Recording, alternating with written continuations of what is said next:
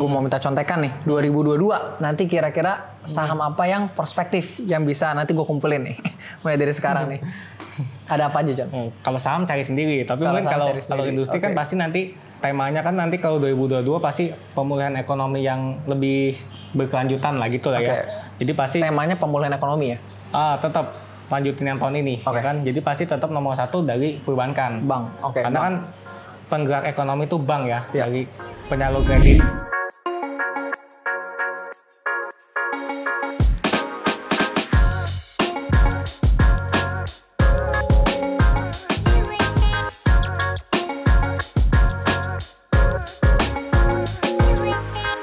Hai teman-teman, balik lagi sama gue Mas Ben dan ada Jono di Kepoin Market bareng Coffee Meets Talks. Hari ini kita mau kasih kalian market updates ya. Ada beberapa nih, ada the Fed tapering, suku bunga naik sampai Omicron.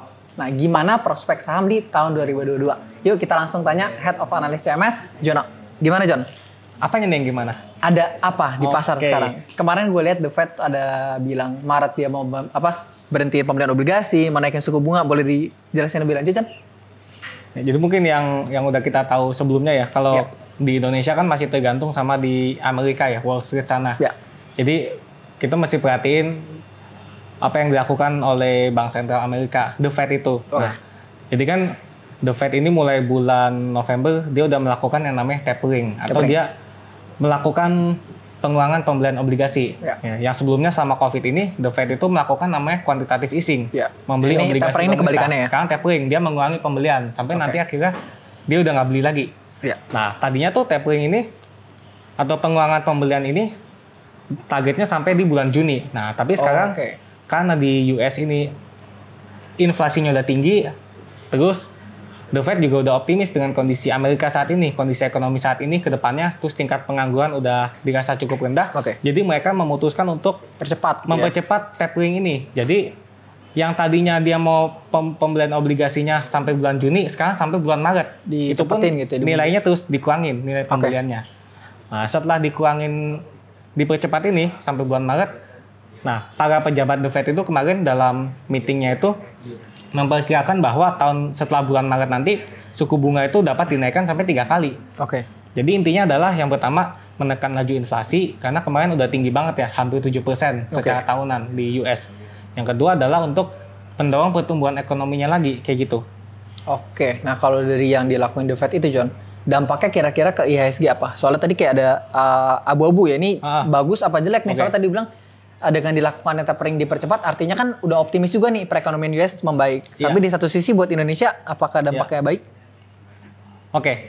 Dampaknya adalah kalau ke Indonesia ya bisa dibilang agak negatif ya, karena kan ditakutkan bahwa dana asing ini nanti bisa kembali ke Amerika. Kenapa bisa kembali? Karena ketika nanti di sana suku bunga naik, maka return dari berbagai aset investasi di Amerika akan naik juga dong, ngikutin suku bunga. Misal dari deposito aja nanti bakal naik di Amerika, terus obligasi bakal naik. Nah itu pasti buat investor asing jauh lebih menarik untuk taruh duit di Amerika yang jauh lebih aman dari Indonesia. Nah itu yang ditakutkan, jadi dana asing bisa keluar dari IHSG kayak gitu. Jadi dampaknya cukup besar kalau misalnya terjadi nanti outflow dari foreign itu cabutnya banyak gitu ya? Kalau Next, ada sentimen apa lagi nih John? Selain ditakutkan pas tapering dana asing cabut dari Indo, ada sentimen lain? Mungkin yang kita udah denger ya, udah pernah kita bahas juga sebelumnya yang tentang Omicron ini ya. Jadi kan waktu itu berasal dari Afrika Selatan. Terus kalau menurut WHO udah menyebar ke lebih dari 70 negara. Dan di Indonesia juga minggu lalu udah dilaporkan udah ada berapa sih? 3 kasus ya yang kena ya. Nah, tapi dari berbagai ahli juga dari luar negeri juga udah menyebutkan bahwa sebenarnya Omicron ini memang penyebarannya cepat, tapi tingkat kematiannya tidak berbahaya Delta kayak gitu. Jadi memang mungkin ini varian yang baru bermunculan, tapi mungkin nggak semematikan Delta. Tapi bukan harus berarti tetap waspada ya. Iya, bukan berarti kita jadi santai gitu aja, enggak. Kita tetap harus berhati-hati kayak gitu. Dampaknya ke pasar apa John? Kemarin market menanggapinya dengan gimana? Sebenarnya kalau dampaknya ke pasar ya udah pasti kalau ada sesuatu yang beritanya negatif kayak kemarin pasti IHSG-nya juga turun dong. Ya, jangka pendek ya Fir. Secara jangka pendek, tapi secara jangka panjang ya harusnya udah nggak berpengaruh. Jadi kan karena kayak kondisi ekonomi saat ini kayak misalnya tadi tapering, terus penyebaran virus varian baru, ini seharusnya sudah diperkirakan oleh pelaku pasar. Jadi bisa dibilang kalau untuk bursa sahamnya IHSG kalau bahasanya udah price in atau sudah mewakili kondisi ekonomi yang akan terjadi. Ya udah mewakili ekspektasi pelaku pasar lah gitu ya. Iya, jadi seharusnya kedepannya tidak akan berpengaruh begitu banyak sih kalau dari varian-varian yang seperti ini. Ya. Dengan semua kondisi yang tadi lu jelasin John, gue mau nanya langsung aja deh. Gue mau minta contekan nih. 2022 nanti kira-kira saham apa yang prospektif yang bisa nanti gue kumpulin nih mulai dari sekarang nih. Ada apa aja John? Kalau saham cari sendiri. Tapi mungkin kalau industri kan pasti nanti temanya kan nanti kalau 2022 pasti pemulihan ekonomi yang lebih berkelanjutan lah gitu lah ya. Jadi pasti temanya pemulihan ekonomi ya.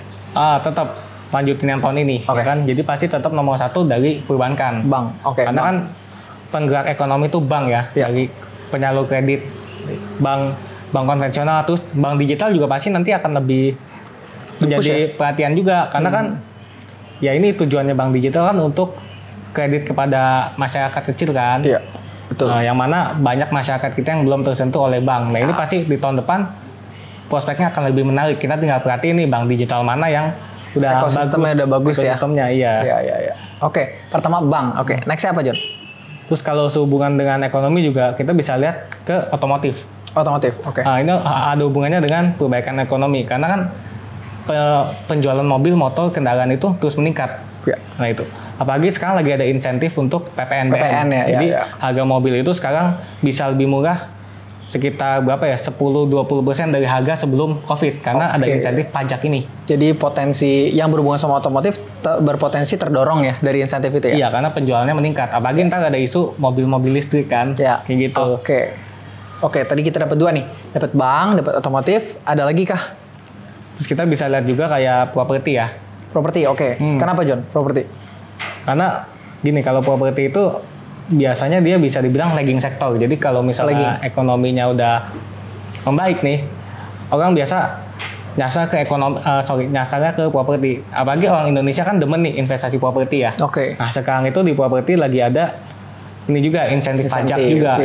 Buat rumah yang di bawah 2 miliar itu pajaknya gratis ditanggung pemerintah. Selain itu juga lagi ada LTV ya? LTV, loan to value. Jadi 100%. Maksudnya apa? Intinya nanti orang bisa beli rumah KPR dengan DP sampai 0%. Jadi adanya stimulus ini dari Bank Indonesia, pemerintah bisa mendorong penjualan untuk sektor ini. Kayak gitu. Oke, noted. Dapat properti. Ada lagi John? Kalau kesehatan gimana John? Kan kalau ngomongin tadi Omicron terus COVID ya, mungkin di 2022 masih ada cuma nggak separah sekarang.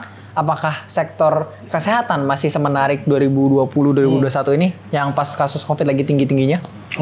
Justru banyak orang yang salah beranggapan bahwa sektor kesehatan cuma menarik pas COVID. Padahal justru COVID ini baru permulaan, Ben. Baru permulaan? Apa nih, ada COVID 2? Enggak dong, jangan dong. Jangan ya, amit-amit ya.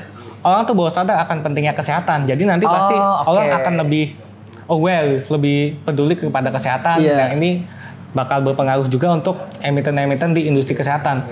Nah, apalagi untuk industri kesehatan di Indonesia ini penetrasinya masih sangat rendah dibanding negara-negara lain. Bahkan sama Malaysia, Vietnam aja kita kalah. Kalau kita lihat dari rasio tempat tidur dan dokter per penduduknya, kita masih jauh di bawahnya. Oke. Jadi COVID ini cuma sebagai pendorong growth-nya aja? Justru COVID ini baru permulaan. Karena justru awareness masyarakat tentang kesehatan malah jadi meningkat karena COVID ya? Mungkin tadinya lebih cuek itu sakit doang ntar juga sembuh gitu ya. Sekarang jadi dikit-dikit ngecek gitu ya. Betul. Justru industri ini sangat penting. Punya peluang ke depannya gitu. Dapat tuh. Ada lagi John selain itu? Ya itu dulu aja deh. Nanti kita lihat lagi. Teman-teman boleh noted ya, tadi ada bank, ada properti, ada otomotif sama kesehatan. Jadi mungkin 2022 perkiraan dari analis CMS kemungkinan ntar di sektor itu bakal leading gitu ya. Leading sih belum tentu, tapi pasti bagus prospeknya gitu. Prospeknya masih karena bagus. Kan kalau ngomongin harga saham, belum tentu sejalan dengan kinerjanya gitu. I see. Noted. Teman-teman itu aja KPN Market kita hari ini. Teman-teman jangan lupa like, comment, dan subscribe. See you di KPN Market berikutnya. Bye-bye.